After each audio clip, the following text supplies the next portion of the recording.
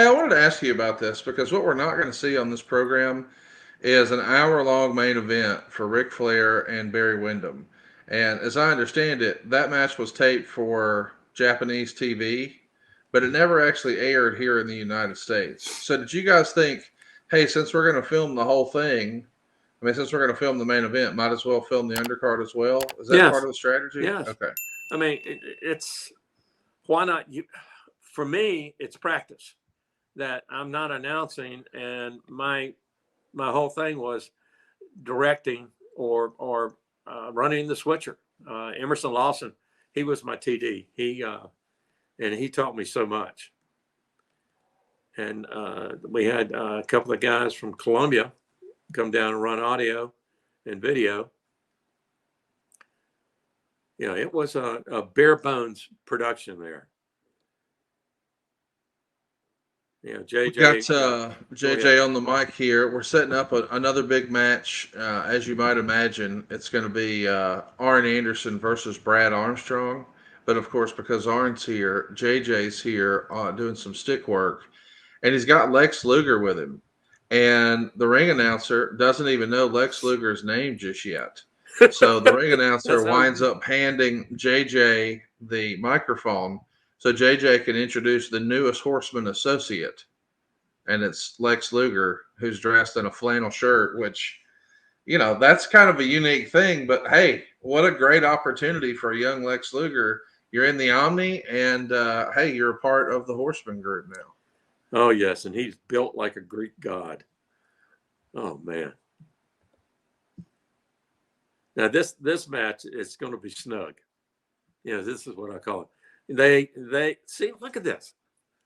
We've had the past two matches, and then here we go. We're starting the move up to the main event. Two pros in the ring.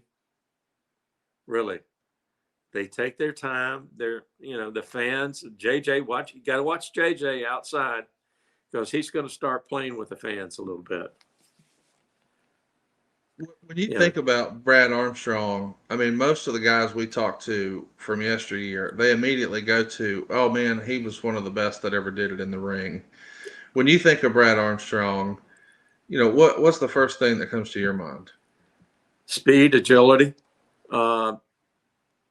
great person. He really, he's got all the attributes of a wrestler. Look at this fire. And then Arn helps him. This is how it's done. We're getting some questions from our live. All right, the relationship, Brad and Terry Allen. What do you think? The body, the hair. Oh, Now, wow. Okay. size-wise, Terry's taller. But look at him.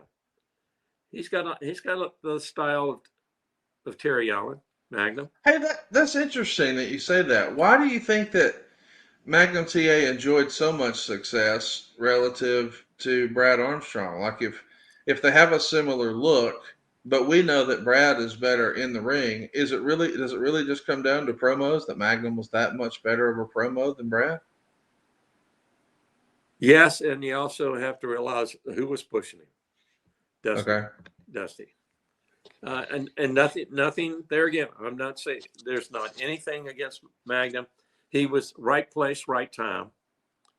Brad, he was there, but I don't think. Now I could be wrong, and that's a good question. I'd love to ask Brad sometime. Was he willing to make the commitment, to be pushed because of the travel, and everything else? He sort of stayed in. He didn't go out to Oklahoma and the West Coast and up north. He sort of stayed in the South. Whereas Magnum, he realized he had the opportunity, and he was willing to make the sacrifice. And it is a sacrifice too. Your personal life, your family life, it is wrestling. In an alternate Look at that whole universe, barrier. I What'd love you say? that. I'm sorry. I was just asking, do you think in an alternate universe Brad could have been a member of the Horsemen? Like, I could have seen him working in tags. Yes, yes. I mean, I could see him and Arn or him and Tully or I think I'm just looking at Arm right now. Yes, yeah, Tully, both of them. But see, they've got that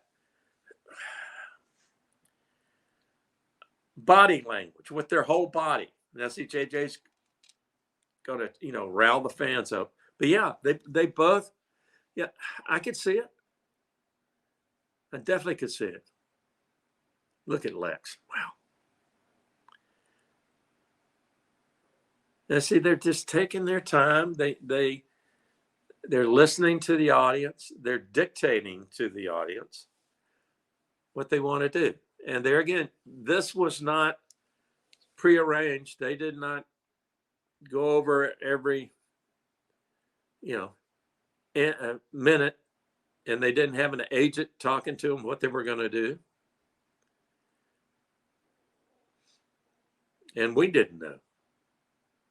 You said And they that's didn't the have best an kind- agent that's the best talking way. to them. Pardon? Well, you said they didn't have an agent talking to them. When do you think agents became a thing for JCP or WCW?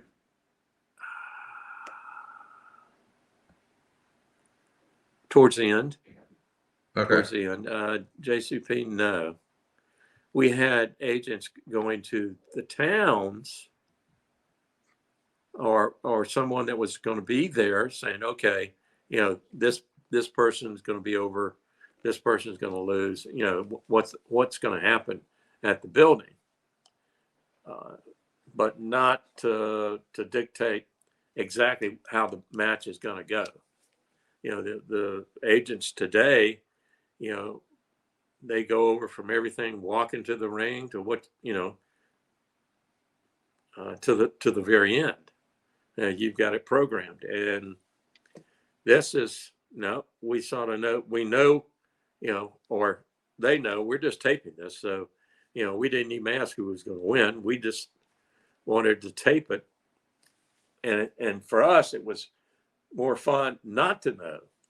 It helped us, react better. What would you do with 2 house payments? Tony Schiavone here to tell you about SaveWithConrad.com. When you refinance with Save with Conrad, you can do so with confidence, knowing not only will you get a great rate, but you will get to skip 2 house payments. You don't need perfect credit, and there's no money out of your pocket. Find out how we can help you skip 2 today at SaveWithConrad.com. NMLS number 2129, Equal Housing Lender. SaveWithConrad.com.